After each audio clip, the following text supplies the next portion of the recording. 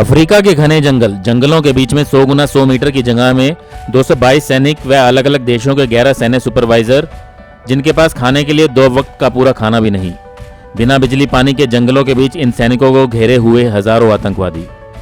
ऐसे भयानक मौत के मुहाने पर खड़ी 233 जिंदगियों को आतंकियों के चुंगल से बचाकर लाना। ये सब बातें किसी फिल्मी कहानी सी लगती हैं, लेकिन ये सच्चाई है। और साहस से भरी इस सच्चाई के हीरो है भारत देश के जाबाज सैनिक। इन सैनिकों ने अपनी जिंदगी दांव पर लगाकर अफ्रीकी देश सिएरा लियोन में इस पूरे अभियान को अंजाम दिया। यहाँ यूनाइटेड नेशन की शांति सेना के रूप में भारतीय सैनिकों की टुकड़ी मेजर राजपाल पूनिया के नेतृत्व में गई थी। यहाँ मेजर राजपाल पूनिया ने अपने सैनिकों के साथ मिलकर आतंकियों रेवोल्यूशनरी यूनाइटेड फ्रंट से लड़कर न सिर्फ अपनी सैन्य टुकड़ी को सफलतापूर्वक बाहर निकाला, बल्कि उनका यह ऑपरेशन सिएरा लियोन में शांति स्थापना करवाने में भी सफल रहा। इस ऑपरेशन का नाम था ऑपरेशन खुखरी, जो सन 2000 के अंदर अंजाम दिया गया। इस ऑपरेशन खुखरी के बारे में जानकारी देने के लिए हिसार में major general Rajpal Punia YSM ने पत्रकार वार्ता का आयोजन किया। इस पत्रकार वार्ता में मेजर जनरल पूनिया ने खुद के द्वारा व अपनी बेटी दामिनी पूनिया द्वारा संयुक्त रूप से लिखी पुस्तक ऑपरेशन खुखरी भी पेश की। तो आइए मेजर जनरल राजपाल पूनिया से ही सुनते हैं ऑपरेशन खुखरी की पूरी कहानी।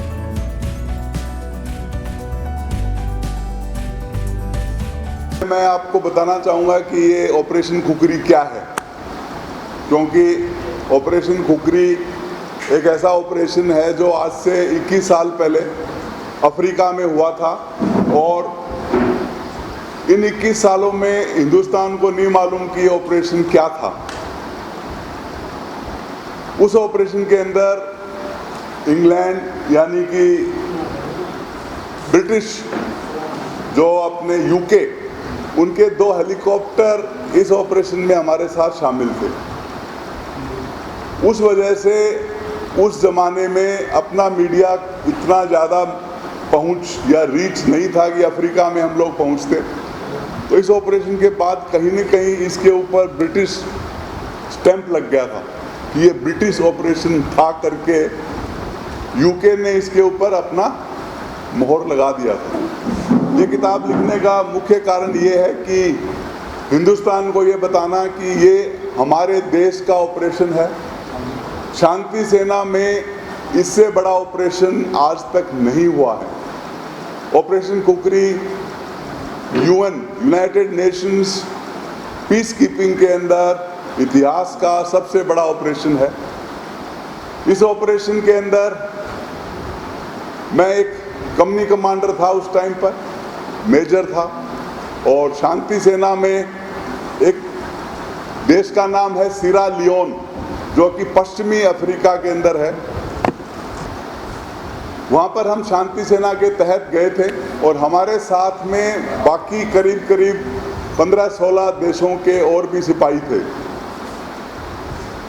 शांति सेना में जाने के कुछ महीने बाद वहाँ पर फिर से लड़ाई, आतंकवादियों की लड़ाई शुरू होती है और तमाम शांति सैनिक उस देश में जितने भी शांति सैनिक वहाँ पर थे, सबको आतंकवादियों ने घेर लिया। आतंकवादियों ने जब घेर लिया तो आतंकवादियों का एक ही डिमांड था कि आप लोग हथियार डालें और वापस अपने देश में चले जाएं। मुझे खुशी है आपसे ये शेयर करते हुए कि जो 17 देश वहाँ पर थे, उनमें से लगभग 16 देशों ने हथियार डाले हैं। किसके सामने? आतंकवादियों के सामने हथियार डाले हैं। सिर्फ एक हिंदुस्तान, एक हमारा देश के सिपाही जिन्होंने कि ये फैसला किया था हमें मरना मंजूर है लेकिन हम हथियार नहीं डालेंगे। जैसा आप जानते हैं, हिंदुस्तान के सिपाही का जो वर्दी है वो हमारा धर्म है, हथियार हमारा भगवान है। और वो चाह रहे थे कि हम हमारा भगवान उनके चरणों में डाल दें, जो हमें मंजूर नहीं था। कहीं न कहीं जो है अपने तिरंगे की लाज हमने रखनी थी। तिरंगा झंडा जो हमारे देश का है, एक सिपाही को 2 बार नसीब होता है। एक बार जब वो मैदानी जंग में अपनी जान देता है, अपनी कुर्बानी देता है, तो उसको तिरंगे में लपेटा जाता है। और दूसरी बार जब वो विदेश में जाता है, हिंदुस्तान की ड्यूटी करने के लिए जब विदेश में जाता है, तो उसके जो है छाती पे, उसकी चेस्ट पे यहाँ पे तिरंगा लगाया जाता है कि आप विदेश में जा रहे हो हमारे तिरंगे का सम्मान रखना, हमारे हिंदुस्तान का नाम ऊपर रखना।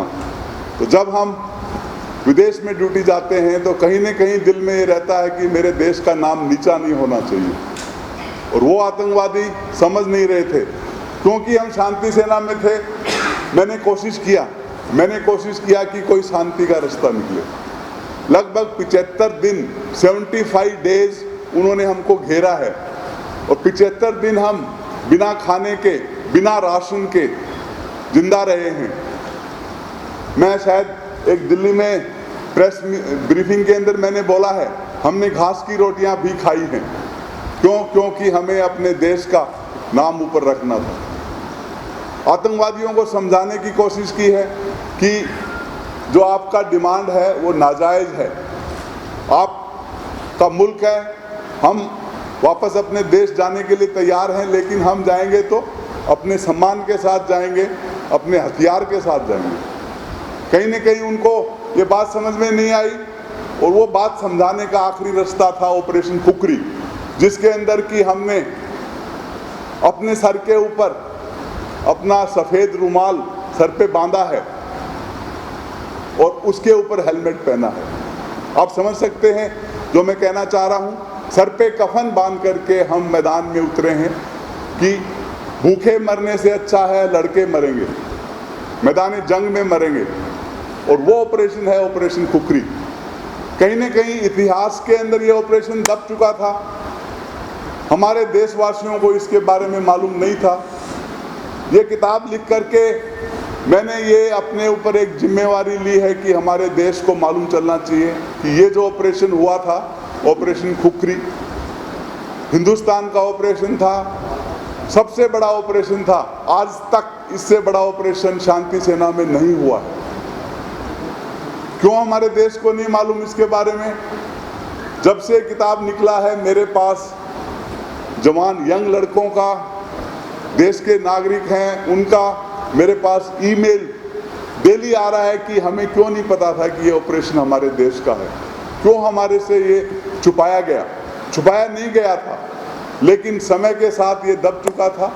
और जैसे मैंने आपको बताया कि ब्रिटिश स्टैंप इसके ऊपर इसलिए लग गई थी कि बीबीसी ने ये ऑपरेशन को दिखाया था कि ये ब्रिटिश ऑपरेशन है, जबकि वो असलियत में एक हिंदुस्तान का ऑपरेशन था। थोड़ी देर में मैं आपको ये किताब भी दिखाऊंगा, किताब की कॉपी भी मैं आपको दूंगा, जितनी कॉपी मेरे पास है मैं आपसे शेयर करूंगा। और इसके अंदर सबसे बड़ी बात यह है कि एक अंतर्राष्ट्रीय माहौल में जहाँ पे कि 17 देशों के सिपाही हैं, उनमें से 16 हथियार डालते हैं और एक सिपाही सिर्फ हिंदुस्तान का सिपाही खड़ा रहता है। ये बड़ी बात है और हमें खुशी है कि हमने अपने देश का नाम ऊपर रखा। अभी आप में से अगर कोई सवाल आप पूछना चाहें। 16 देश थे, उनमें ब्रिटिश भी थे, उनके नुमाइंदे भी थे, ब्रिटिश ऑफिसर। हाँ जी, 16 देश में क्या बताइए। बाकी 16 देश में यूएन पीस कीपिंग में 2 तरीके के सिपाही होते हैं। एक होता है जो मिलिट्री ऑब्जर्वर होता है, ऑब्जर्वर मतलब सिर्फ वो ऑब्जर्व करता है। एक होता है जो कंटीजेंट का हिस्सा होता है हथियार का, वो मिलिट्री कंटीजेंट होता है। जब मैं 17 बोल रहा हूँ तो उसमें ऑब्जर्वर हिस्सा शामिल है। उसके अंदर इंग्लैंड के ऑफिसर्स थे, यूएसएसआर के ऑफिसर्स थे, उसके अंदर कनाडा के ऑफिसर्स थे, थाईलैंड के ऑफिसर्स थे, कंबोडिया, वियतनाम और ज़्यादातर अफ्रीकन नेशंस, नाइजीरिया, घाना, कीनिया। तो इस तरीके से एक जब शांति सेना का दस्ता बनाया जाता है तो सभी देशों के सिपाही उसमें होते हैं। लेकिन जो हमारी कंपनी है उसको नहीं तोड़ा जाता है। जैसे जहाँ पे मैं डिप्लॉयमेंट था वो जगह का नाम था कैलेहॉन, वहाँ पे हमारी कंपनी इकट्ठा पूरी हिंदुस्तान की कंपनी थी। जिनको घेर लिया था आतंकवादियों ने वो पूरी हिंदुस्तान की कंपनी थी। तो जो मैं बताना चाह रहा हूँ कि इतना बड़ा ऑपरेशन और वो भी अंतर्राष्ट्रीय ऑपरेशन, और जिसके अंदर की मेरे हिसाब से हिंदुस्तान को एक गोल्ड मेडल मिलना चाहिए। क्योंकि जब सबने हथियार डाले तो हिंदुस्तान का सिपाही वहाँ पर खड़ा रहा है। ये बड़ी बात है तो मैंने आपके साथ शेयर की। एक और मैं बात कहना चाहूँगा कि ये शायद किताब मुमकिन नहीं थी। पिछले साल जब कोरोना शुरू हुआ है तो मेरी बेटी जो कि दिल्ली में जॉब करती थी, अपना जॉब छोड़ करके मेरी बेटी मेरे पास दानापुर, जहाँ पर मेरी पोस्टिंग है, वहाँ पर आती है। और आने के कुछ दिन के बाद जो है, एक दिन बात करते हुए मैंने अपनी बेटी को बोला है कि कोई एक मेरे दिल में तकलीफ़ है कि मैंने अपने सिपाहियों को वादा किया था कि एक दिन हिंदुस्तान जानेगा, उनकी बहादुरी के बारे में मैं अपना वादा पूरा नहीं कर पाया हूँ। ये मुझे तकलीफ़ है, मेरे दिल में दर्द है। इस तरीके से मैंने अपनी कहानी अपनी बेटी के साथ शेयर करना शुरू की है। और उसके बाद मेरी बेटी ने लिखना शुरू किया है। करीब 15 महीने लगातार हमने लिखा है। और लिखने के बाद जो किताब निकल के आई है, पेंगुइन इंडिया, जो वर्ल्ड का सबसे बड़ा पब्लिकेशन हाउस है, उसने किताब पब्लिश की है। Please get the book, you want to show. तो वो किताब जो अभी निकल के आई है आपके सामने हम दिखाएंगे। इसका दानापुर में बुक लॉन्च हुआ था 15 जुलाई 2021। और बुक लॉन्च में आए थे वेस्ट बंगाल के गवर्नर श्री जगदीप धनखड़, बिहार के गवर्नर श्री फागू चौहान, और मुंबई से आए थे श्री सुनील शेट्टी, जिनको आप जानते हैं बॉर्डर पिक्चर में उन्होंने सिपाही का रोल किया है। जब बुक लॉन्च होने लगा तो उनका मेरे पास फ़ोन आता है, मैं उनको जानता नहीं था, उनका फ़ोन आता है कि साहब आपकी बुक लॉन्च में हम आना चाहते हैं। मेरे को इतनी खुशी हुई, मेरी इज्जत सुनील शेट्टी के लिए इतना बढ़ गई कि उन्होंने होकर के इस बुक लॉन्च में आए हैं। उन्होंने इस बुक को लेकर के गए हैं और शायद उम्मीद है कि आने वाले वक्त में इस पर कोई बॉलीवुड पिक्चर या कोई न कोई इसके अंदर सीरियल या कुछ न कुछ शायद बनेगा। हम गए थे 1999 में सीरा लियोन में। 10 साल से सिविल वॉर, कौन से 99 में हम दिसंबर में गए थे वहाँ पर करीब जनवरी 1919 में एक एग्रीमेंट हुआ था जिसको बोलते हैं लोमे पीस एग्रीमेंट। लोमे, LOME, लोमे, इंटरनेट पे अवेलेबल है। लोमे पीस एग्रीमेंट के अंदर ये एग्रीमेंट में रिवॉल्यूशनरी यूनाइटेड फ्रंट, जो रिबेल का, जो आतंकवादियों का संगठन था, उसको बोलते हैं RUF, रिवॉल्यूशनरी यूनाइटेड फ्रंट। उन्होंने ये साइन किया था कि हम हथियार डालने के लिए तैयार हैं, लेकिन हम हथियार डालेंगे कोई न्यूट्रल फोर्स के सामने। इसीलिए शांति सेना को भेजा गया था कि शांति सेना के सामने उन आतंकवादियों ने हथियार डालने थे। और वहाँ क्या है, सिचुएशन क्या हो गया, उल्टा हो गया। आतंकवादी बोल रहे हमारे सामने आप लोग हथियार डालो। ये बुक है जो मैं आपको दिखाना चाह रहा था। और जैसा मैंने बताया, ये बुक पेंगुइन, जो वर्ल्ड का सबसे बड़ा पब्लिकेशन हाउस है, उन्होंने इस बुक को छापा है। और आज ये पूरे हिंदुस्तान में हर बुक स्टॉल पे और ऑनलाइन ऑर्डर करने के लिए अमेजोन के ऊपर अवेलेबल है। और मेरे ख्याल से अमेजोन पे इसकी कीमत सिर्फ 250 रुपीज़, अमेजोन पे सिर्फ 250 रुपीज़ में ये बुक अवेलेबल है। इसके अंदर काफ़ी सारी पिक्चर्स भी हैं, फ़ोटोज़ हैं उस ज़माने की। वो फ़ोटोज़ मैं आपको बाद में दिखा दूंगा अगर आप उनकी लेना चाहेंगे क्लिप वगैरह। वो 2000 की उस समय की फ़ोटोज़ हैं जो वहाँ पर ऑपरेशन हुआ था, उसके पहले की। राइटर आप दोनों हैं क्या? हाँ जी, इसमें को-ऑथर हैं दामिनी पुनिया। ये हमने मिल करके किताब लिखी है दोनों ने। ये बुक इंग्लिश में है? इंग्लिश में है। आने वाले दिनों में हिंदी वर्जन किया? बहुत जल्दी हिंदी में इसका हमारा लगभग समझ लीजिए एग्रीमेंट हो चुका है। और राजकमल ये ना, राजकमल पब्लिकेशन इसको हिंदी में पब्लिश कर रहे हैं, जो कि मेरे हिसाब से अगले 1 महीने में देश के हर घर में पहुंचेगी। ये जो आपने सवाल पूछा है बड़ा अच्छा सवाल है, क्योंकि इंग्लिश में तो हर देश का नागरिक नहीं पढ़ पाएगा। ये कहीं ना कहीं हमारे भी दिमाग में ये बात थी, तो हमने फिर बात किया है राजकमल पब्लिकेशन, जो हिंदी में मेरे ख्याल से हिंदुस्तान में 1 नंबर का पब्लिकेशन हाउस है। वो इसको सिर्फ ट्रांसलेशन कर रहे हैं, हिंदी में इसका ट्रांसलेशन। हम जंगल में, हमारा जो कंपनी का एक बेस लोकेशन होता है, कंपनी का लोकेशन होता है 100 मीटर बाई 100 मीटर के एरिया में कंपनी का एक लोकेशन है जंगल के बीच में।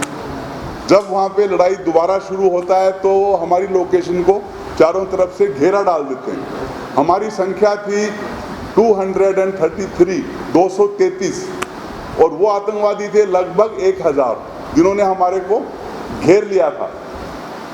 और जब हमने ऑपरेशन किया है तो वो एक आखिरी हथियार, उससे पहले हमने शांति से निपटने का बहुत कोशिश किया, जिसके अंदर 15 बार 15 टाइम्स मेरा फ्लैग मीटिंग हुआ है आतंकवादियों के कमांडर से, जो एक ब्रिगेड कमांडर था, एक ब्रिगेड कमांडर आतंकवादियों का, और मैं था एक कंपनी कमांडर, उसका नाम था कर्नल मार्टिन। कर्नल मार्टिन के साथ मेरी लगभग 15 मीटिंग हुई है।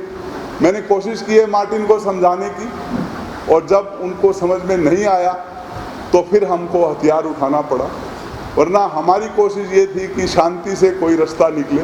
उस समय देश के प्रधानमंत्री थे श्री अटल बिहारी वाजपेयी।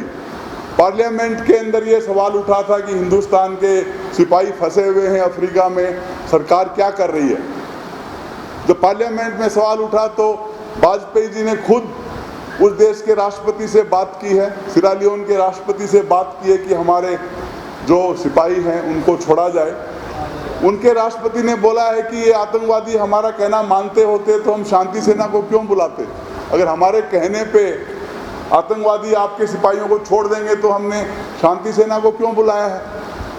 आखिरी में ये जो कदम इस ऑपरेशन को क्लियरेंस करना, ये वाजपेयी जी ने किया। उन्होंने इंडियन गवर्नमेंट की तरफ से इस ऑपरेशन को क्लियर किया। उसके बाद शांति सेना का हेडक्वार्टर है न्यूयॉर्क में, उन्होंने इस ऑपरेशन को क्लियर किया और उसके बाद जाकर के ये ऑपरेशन को अंजाम दिया गया। एक बात मैं और शायद बताना चाहूँगा, मैं अफ्रीका से अभी आपको लेके आऊँगा सिरसा। मैंने सिरसा का जिक्र किया था। सिरसा में राम रहीम का डेरा है। 2017 में डेरे को खाली किया गया था। उस समय मेरा ड्यूटी था हिसार में। हिसार में मैं जो डिवीज़न अपना आर्मड डिवीज़न हिसार में है उसका मैं GOC था, जनरल ऑफिसर कमांडिंग। मेरे को ये टास्क मिला था कि सिरसा का डेरा खाली किया जाए। जब बाबा राम रहीम को अरेस्ट किया था उसके बाद कोर्ट का आदेश हुआ था कि डेरे को खाली किया जाए। उस डेरे में आपको मालूम है कितनी तादाद में उनके फॉलोअर्स डेरे के अंदर थे। जब मेरे को ये टास्क मिला था तो मैंने सबसे पहले उस डेरे को घेर लिया था। हिसार से मेरी मिलिट्री ने जा करके उस डेरे को घेर लिया था। डेरा घेरने के बाद कहीं न कहीं मेरे को ख्याल आया किसका, सिरालियोन का, अफ्रीका का।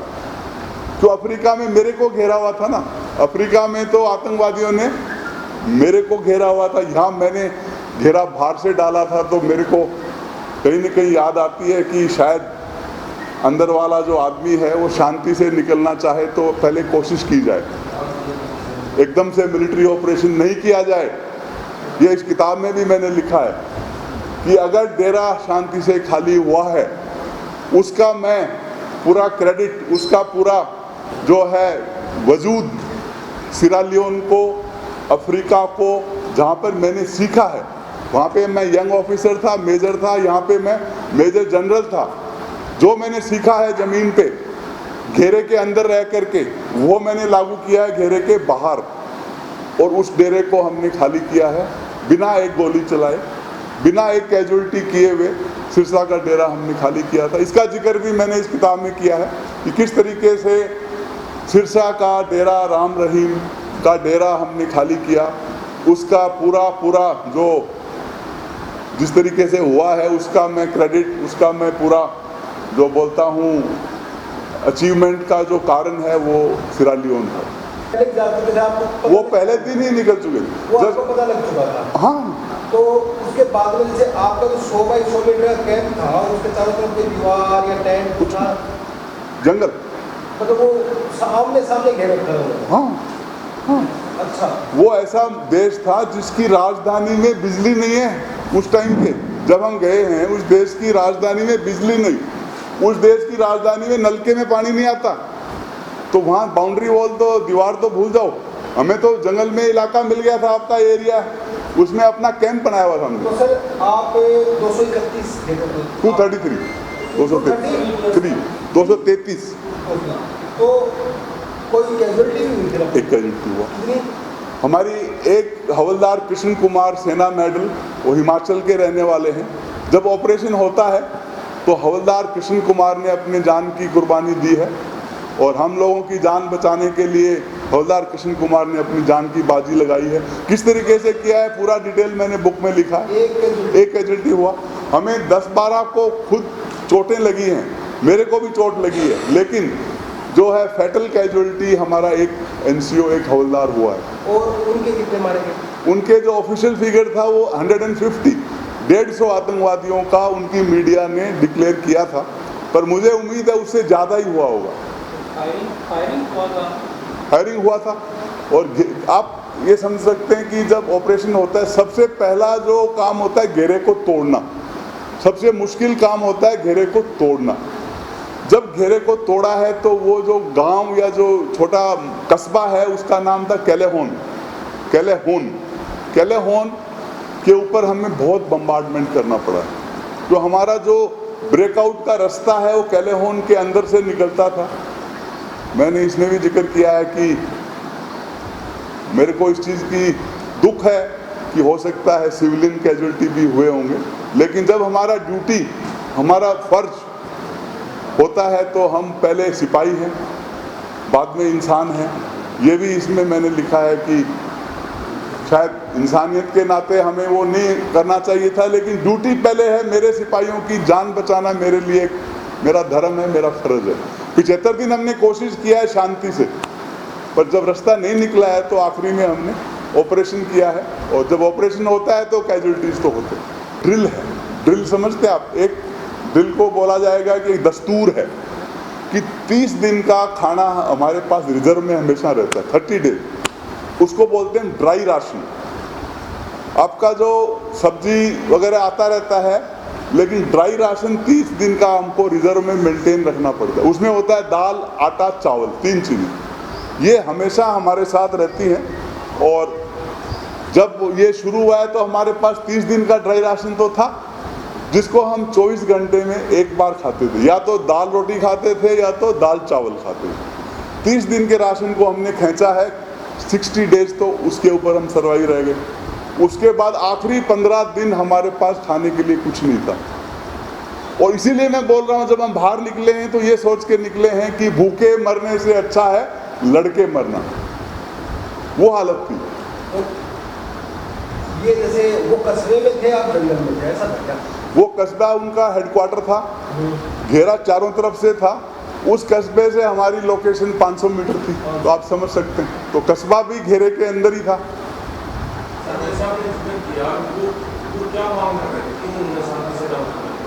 उनकी मांग, जैसे मैंने आपको बताया, हमारे से कोई दुश्मनी नहीं थी उनकी। उनकी मांग सिर्फ ये थी कि आप अपने देश वापस जाएं, हमारे देश की समस्या हम अपने आप हल करेंगे। हमने एग्रीमेंट साइन किया था। क्यों वो समस्या शुरू हुई मैं उसका भी जिक्र करना चाहूँगा कि एक दूसरी लोकेशन में कीनिया के जो सिपाही थे उन्होंने फायरिंग कर दिया था, जिसकी वजह से आतंकवादियों के 10-12 कैजुअलिटी हो गई। जब कोई लड़ाई दोबारा शुरू होती है कोई कारण तो होना चाहिए ना। तो जो दूसरा लोकेशन था जिसका नाम था मकेनी के अंदर, जब ये RUF के जो सिपाही थे इन्होंने जा कर के कुछ उनके साथ प्रोटेस्ट किया कीनियंस के साथ कि हमारे RUF के सिपाहियों को ज़बरदस्ती UN की फोर्स डिसआर्मामेंट करवा रही है। लोमे एग्रीमेंट में लिखा गया था disarmament is a voluntary program. हमारी मर्जी है हथियार कब डालेंगे। क्योंकि ज़बरदस्ती काम हो रहा था तो उन्होंने ऑब्जेक्शन किया, तो कीनियंस ने उन पे ऊपर फायरिंग किया।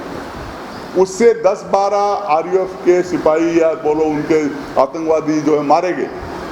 उसके एवज में, उसके कारण से उन्होंने सारे शांति सैनिकों को घेर लिया और बोले अब आप अपने देश जाओ, आपकी हमारे को जरूरत नहीं है। और जाओगे तो हथियार भी डालोगे, सब कुछ यहाँ छोड़ दो, आप जाओ। यही सिर्फ एक बात अड़ी हुई थी, क्योंकि सबने हथियार डाल दिए थे तो वो कह रहे थे हिंदुस्तान का सिपाही भी हथियार डालेगा। आने के लिए हम तैयार थे, हम वहाँ पे सब कुछ छोड़ने के लिए तैयार थे। जो हमारे तंबू हैं, हमारा पर्सनल सामान है, सब छोड़ने के लिए तैयार थे। क्यों? शांति सेना में आदमी जाता है शांति कायम करने के लिए। लड़ाई का हथियार होता है आखिरी, पर जो चीज़ पे बात अड़ गई थी वो थी हथियार डालने की। वो कह रहे थे हथियार डालो, हम कह रहे थे हम हथियार नहीं डालेंगे, अपना जो ये भगवान है इसको लेकर के जाएंगे।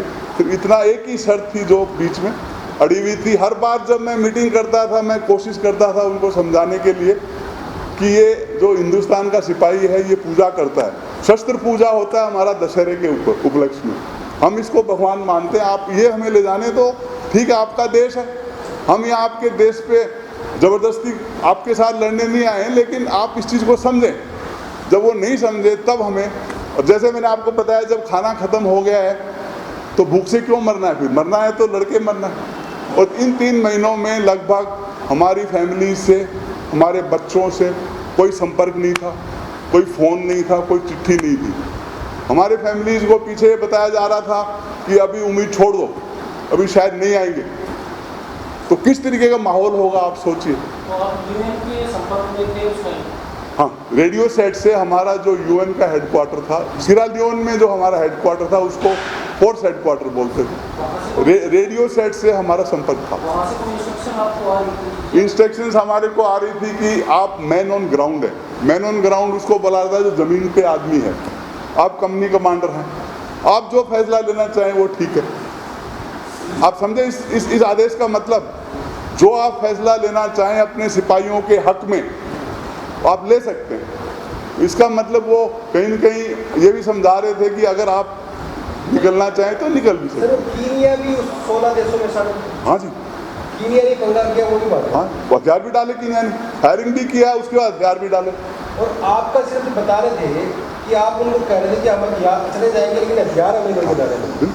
अगर वो हथियार ले जाते तो आप? हाँ, आ जाते। कोई हमने कोई ज़मीन की लड़ाई थोड़ी ना लड़नी, हम कोई उनकी 150 कैजुअलिटी होगी तो उसके बाद में दोबारा उसके बाद क्या हुआ है, जब ये ऑपरेशन हुआ है, आज सीरा लियोन के लोग मेरे को ईमेल कर रहे हैं कि ऑपरेशन खुकरी की वजह से उस देश में आज तक शांति है। वही जो आतंकवादी संगठन था ऑपरेशन खुकरी के बाद टेबल पे बैठ करके उन्होंने कंप्रोमाइज़ किया है। क्योंकि ऑपरेशन खुकरी में हमने उनको उनके गढ़ में हराया है, उनको अपने हेडक्वार्टर के अंदर हराया है, कहीं न कहीं उनके समझ में आई है, और इसके बाद सीरा लियोन में आज तक शांति है। नहीं, उसके बाद में 150 कैजुअलिटी के बाद में बात हुई थी आपको? हमारी बात नहीं हुई है, हम तो इस ऑपरेशन के बाद 70 किलोमीटर जंगल के रास्ते अपने हेडक्वार्टर सरकार से बात। आप अपने हथियार लेके 70 किलोमीटर दूर हमारा हेडक्वार्टर था, जहाँ उसकी लोकेशन का नाम था दारू, DARU, दारू। तो कृष्ण की बॉडी आई थी भैया? हाँ, कृष्ण की जो उसका अंतिम संस्कार हिमाचल में हुआ है, वहाँ से कृष्ण कुमार को सम्मान के साथ हवाई जहाज में UNO ने भिजवाया है हिंदुस्तान, और अंतिम संस्कार उनका हिमाचल में हुआ है। हिमाचल में सरकार ने शायद अनाउंसमेंट किया था कि उसके नाम पे स्कूल बनेगा, और मुझे पता चला है कि वो स्कूल आज तक नहीं बना है। उसका बेटा अभी बुक लॉन्च पे आया था, कृष्ण कुमार का बेटा, उसका नाम विशाल है। वो जब बुक लॉन्च 15 जुलाई को दानापुर में हुआ है तो उसमें बेटा शरीक होने आया था, और उस बेटे का नाम है विशाल परमार। वो क्या करते हैं? विशाल परमार अभी स्टूडेंट है, और उसने यही बोला मेरे को कि साहब मेरे पिताजी के नाम पे स्कूल बनने का वादा हिमाचल सरकार ने 2000 में किया था जब वो शहीद हुए थे, आज तक वो स्कूल नहीं बना है करके मेरे को बोला है।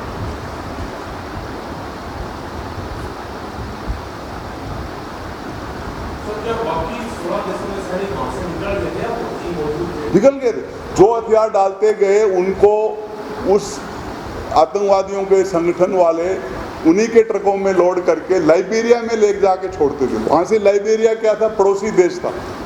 लाइबेरिया जो पड़ोसी मुल्क था, और लाइबेरिया का जो राष्ट्रपति था चार्ल्स टेलर भी किसी ज़माने में आतंकवादी हुआ करता था, बाद में राष्ट्रपति बन गया लाइबेरिया का। इस RUF संगठन को सपोर्ट कौन कर रहा था, चार्ल्स टेलर। तो जो भी लोग छूटे हैं उनको लाइबेरिया में ले जाके छोड़ा गया है। हथियार तो दूर, उनकी वर्दियाँ भी निकाली गई हैं, कच्चे में छोड़ा गया उनको। और वो जब छोड़ने के लिए जाते थे वो रास्ता हमारी कंपनी लोकेशन के साथ से निकलता था। मैंने अपनी आंखों से देखा, ट्रक में कच्छों में खड़े हुए लोग, मैंने पूछा ये कौन है, बोले ये सिपाही हैं। जिन्होंने सरेंडर किया था उनको लेके जा रहे। आप किस रास्ते से आए थे? हम जंगल के रास्ते से आए थे, पैदल आए थे। अच्छा, कितना किलोमीटर? 70 किलोमीटर। उन्होंने हमें संबोधित किया था, उन्होंने हमें बधाई दी थी, बहादुरी के लिए बहुत बहुत बधाइयाँ दी थी। लेकिन उस ज़माने में अपना मीडिया इतना ज़्यादा उस मीडिया का रीच नहीं था। 10,000 किलोमीटर दूर अपना मीडिया पहुंचना बहुत मुश्किल था। तो हम जब वापस आए तो मेरे को कोई पूछ रहा था आपका सम्मान हुआ? मैंने कहा कोई सम्मान नहीं हुआ, हम आए, आकर के हिंदुस्तान में अपने काम में लग गए। तो देश को नहीं पता चला कि क्या हुआ। ऑपरेशन शुरू किया, कितने टाइम तक चला? ऑपरेशन 2 दिन चला, 15 जुलाई और 16 जुलाई 2 दिन ऑपरेशन चला है 2000। और ये जो प्रॉब्लम शुरू हुआ है वो 2 मई को शुरू हुआ है। 2 मई 2000 को उस देश में मारकाट शुरू हो गया। वो कीनिया वाला 2 मई को हुआ था। हाँ, उसके बाद 2 मई से लेके 15 जुलाई तक हम एक तरीके से घिरे हुए रहे हैं, एक तरीके से उन्होंने घेरा है। और मैं हमेशा बोलता हूँ कि जो गुरबाणी में लिखा है, चिड़िया नाड़ बाज लड़ावा ताही गुरु गोविंद सिंह नाम कहावा। तो हम थे 233, वो थे 1000 की तादाद में। तो हमने जो है चिड़िया नाड़ बाज लड़ाया है और उस बाज को फिर हम मार करके वापस आए। तो अपने क्या थी रेजिमेंट का नाम क्या था? हमारी जो बटालियन थी वो थी गोरखा राइफल्स, 5/8, 5/8 गोरखा राइफल। तो उसमें अपने सरदार को क्यों मिले? उसमें गोरखा ज़्यादा थे। अभी कई लोग पूछते हैं इसको खुखरी क्यों बोला गया। आपने बड़ा अच्छा सवाल पूछा। हमारे पास जो सिपाही थे लगभग 50% गोरखा थे। और गोरखा का जो पर्सनल हथियार होता है उसको क्या बोलते हैं? खुखरी। जब सारे हथियार काम करना बंद कर देते हैं तो आखिरी में गोरखा अपनी खुखरी निकाल के दुश्मन पे हमला करता है। हमने भी जब सारे हथियार हमारे बातचीत के रास्ते हैं, नेगोशिएशन है, सब जब काम करना बंद हो गए तो आखिरी में हमने ऑपरेशन खुखरी किया। तो खुखरी से बढ़िया नाम तो मतलब हो नहीं सकता था इस ऑपरेशन। आप तो मतलब जो आपकी बात हुई है उससे सारा ये हो रहा है कि एक तो BBC ने गलत रिपोर्टिंग करी और यूके ने गलत दावा किया। दोनों आप सही, मैं सही बोल रहा हूँ? मैं ये तो नहीं बोलूँगा गलत रिपोर्टिंग की। उन्होंने बोला ऑपरेशन खुखरी में ब्रिटिश जो है पार्टिसिपेशन था और हमने कामयाबी की। पार्टिसिपेशन था, 2 हेलीकॉप्टर आए थे और हमने कामयाबी उन्होंने हासिल की। उन्होंने किसी तरीके से गलत नहीं बोला, लेकिन ऑपरेशन खुखरी को उन्होंने क्लेम मतलब अपना ऑपरेशन बताया है, क्योंकि हिस्सा तो लिया उन्होंने। ये तो बोल सकते हैं यूके ने गलत क्लेम किया, उन्होंने क्लेम वो मैं नहीं बोल सकता, क्योंकि मैं अपने मुंह से बोलूँगा तो गलत होगा। हाँ, उन्होंने BBC के अंदर लगातार जो है कम से कम 10-15 दिन तक इस ऑपरेशन को दिखाया है और अपने 2 चिनूक हेलीकॉप्टर्स को दिखाया है उन्होंने ऑपरेशन के अंदर हिस्सा लिया। चिनूक, अब हिंदुस्तान में भी चिनूक आ गया, उस समय चिनूक नहीं था। तो 2 चिनूक हेलीकॉप्टर ने हिस्सा लिया है और वो उन्होंने हाईलाइट किया है। जब उन्होंने हाईलाइट किया है तो ऑटोमेटिकली इंडियन मीडिया नहीं दिखा रहा है और ब्रिटिश मीडिया दिखा रहा है, तो देश का और वर्ल्ड का ध्यान कहाँ जाएगा। तो वाजपेयी जी ने तो क्लेम किया था, जॉर्ज फर्नांडिस ने किया था, यस, वाजपेयी जी ने क्लियर किया है, लेकिन अपने मीडिया में नहीं आया ज़्यादा। ये अपने मीडिया में आया होता तो शायद देश को पता होता ना। अभी मैं बुक लिख रहा हूँ तो अब देश को मालूम चल रहा है। में थे तो मुझे लगा कोई पोस्टिंग में गए, मुझे ये नहीं पता था एग्जैक्टली कौन सी लोकेशन पे और क्या चल रहा है वहाँ पे प्रॉब्लम। उल्टी में तो आपकी बात होती थी, लेकिन कई दिनों तक नहीं हुई आपकी। 3 महीने नहीं हुई थी बात। तो आप हुआ ऐसा गलत कभी कुछ था, अलग था उस टाइम पे माहौल, क्योंकि मदर को बहुत टेंशन रहती थी। तो ऑब्वियसली एज बच्चे आपको दिखता है कि आपकी मदर टेंशन में है, बट ऐसा बात वैसे भी नहीं हो पाती थी। मैं सिर्फ लेटर्स लिखती थी। मम्मी को मेरी मदर बोल देती थी कि मैंने भेज दिया है। अब वो लेटर उन तक पहुंचता था या वो पोस्ट करती थी नहीं करती थी, वो आज 4 साल के बच्चे आपको नहीं पता। उस वक्त सर बता रहे थे कि 75 दिन तक कोई आपसे कॉन्टैक्ट नहीं हुआ था और कुछ ये भी बताया जा रहा था कि मैसेज आ रहा था कि आप थोड़ा सा भूल जाओ, मतलब इस तरह के मैसेज आ रहे थे। तो क्या मतलब वो उस वक्त की क्या फीलिंग थी आपकी, जो बच्चे भी थे आप? अब ये जो फीलिंग है आई डोंट नो, एक्सप्रेस करना मुश्किल है, क्योंकि अगर किसी भी इंसान को, नॉर्मल इंसान को अगर ये बोला जाए कि फ़ला फ़ला आपका आदमी शायद वापस नहीं आए, तो आप समझ सकते हैं वो क्या फीलिंग रही होगी। पर मुझे हमेशा से 1-2 चीज़ें इंसान के अंदर होती हैं, एक होता है फेथ, एक होता है फियर। मुझे लगता है कि जहाँ आप अपने फियर को अपने ऊपर अगर हावी होने देंगे तो आप ख़त्म हैं। पर मेरा एक हमेशा से एक फेथ रहा है और इंट्यूटिव जिसको बोलते हैं, अंदर से जो फीलिंग आती है, गट फीलिंग, कि मुझे हमेशा इससे ये था कि ऐसा कुछ हो नहीं सकता जो ये मुझे बोल रहे हैं। सो आई थिंक वो जो फेथ था वही मुझे हिम्मत देता था कि नहीं, ऐसा कुछ नहीं होगा, सब ठीक हो जाएगा। सो वही लेके आई थिंक मैंने इतना समय काटा और देखिए फेथ था तो ये यहाँ बैठे से हैं। बात की आपने?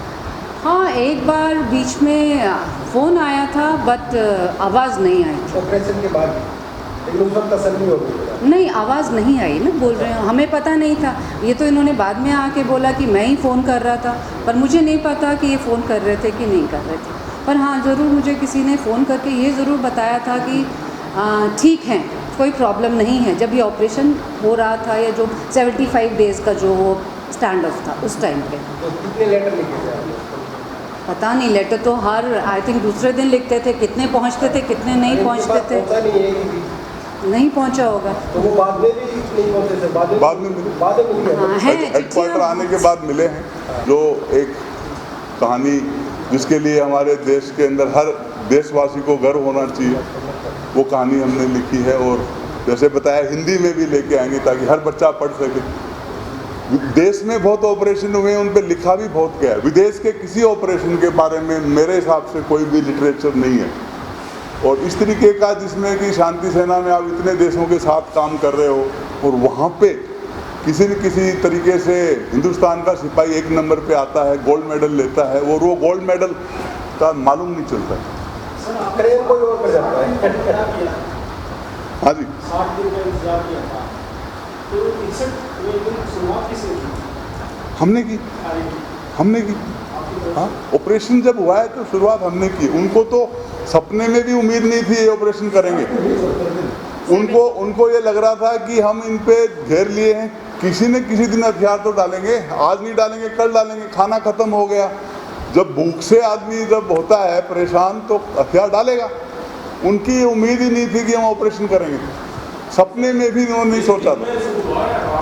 वो सुबह जो है 5 बजे, और ब्रिटिश हेलीकॉप्टर किस लिए आए थे वो भी मैं आपसे शेयर करूंगा, इस बुक में भी लिखा है। ब्रिटिश हेलीकॉप्टर, हम जो 233 आदमी फंसे हुए थे उसमें एक ब्रिटिश नागरिक था, एक मेजर था यूके का, उसका नाम है major Andrew Harrison. Major Andrew Harrison को लेने के लिए 2 हेलीकॉप्टर आए हैं। एंड्रयू हैरिसन आज भी वो शायद ब्रिटिश अंपायर में या सॉरी यूके में नौकरी करता होगा, लेकिन उसको लेने के लिए 2 चिनूक हेलीकॉप्टर आए हैं।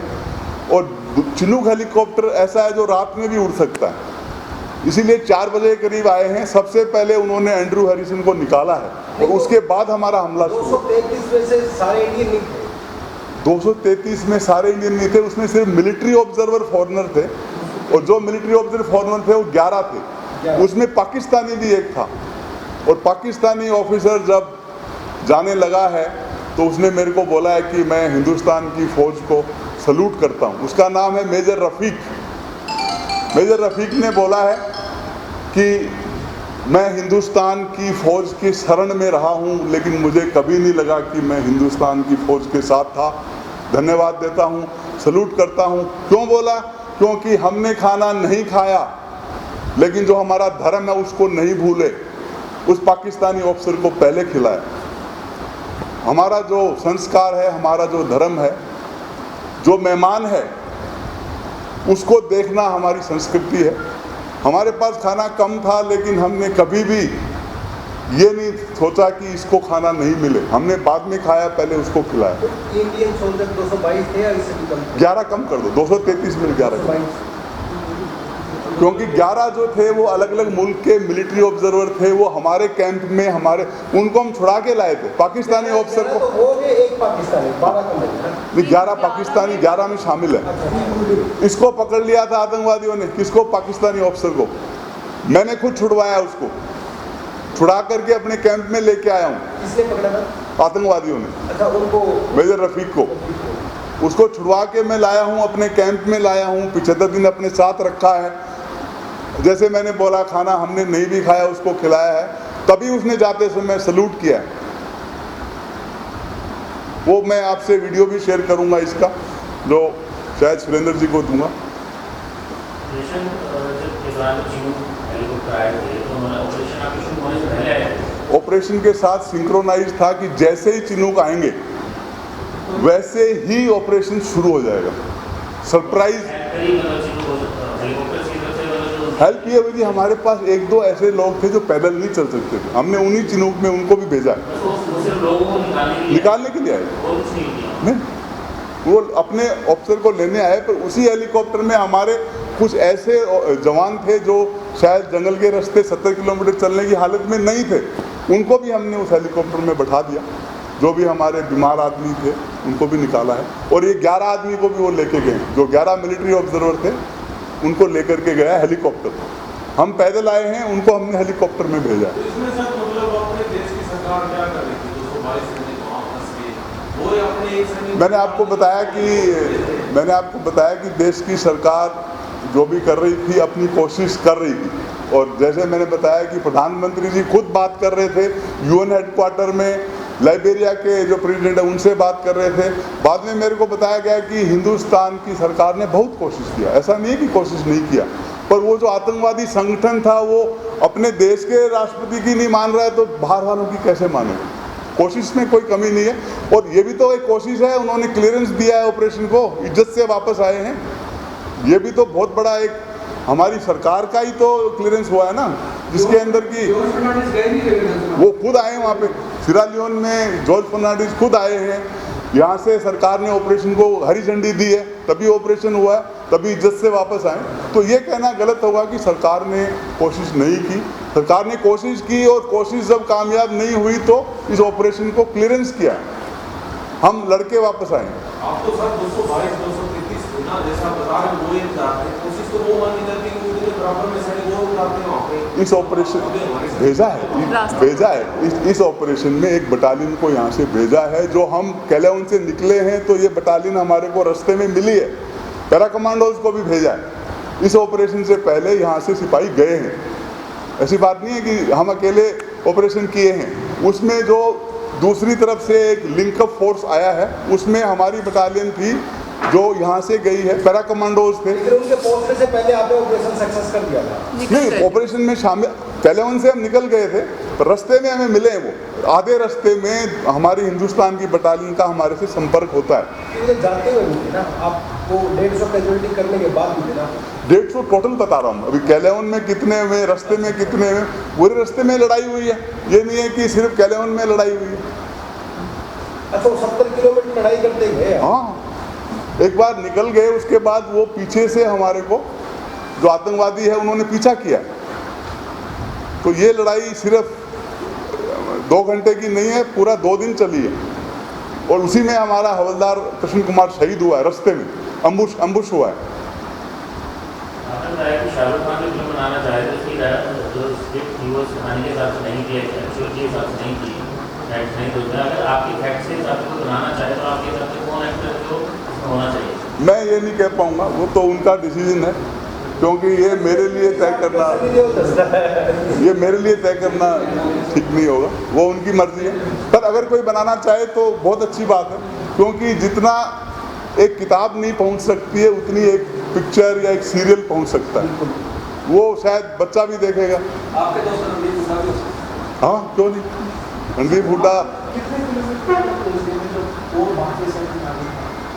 35 किलोमीटर, आधा रास्ता, आधे रास्ते पे लिंकअप हुआ। कितने? हमारी एक बटालियन का स्ट्रेंथ होता है मेरे ख्याल से 400 के करीब सैनिक, वो रास्ते में मिले हमारे को। 435 किलोमीटर उनके साथ संपर्क हुआ हमारा, और उससे पहले पैरा कमांडो मिले, ये वो हमारे को मिले हैं करीब 10 किलोमीटर के बाद। हम निकलने के 10 किलोमीटर के बाद हेलीकॉप्टर से पैरा कमांडो को रास्ते में डाला गया था। वो कितने थे? वो पैरा कमांडो मेरे ख्याल से 20-22 पैरा कमांडो थे। 10 किलोमीटर पहुंचने के बाद हमारे को हमारे लोग मिलने लग गए। ब्यूरो रिपोर्ट, नई ताज़ा न्यूज़, हिसार। लेटेस्ट वीडियोस के लिए सब्सक्राइब करें हमारा चैनल नई ताज़ा न्यूज़ और दबाएं बेल आइकॉन ताकि आप मिस ना करें कोई भी अपडेट।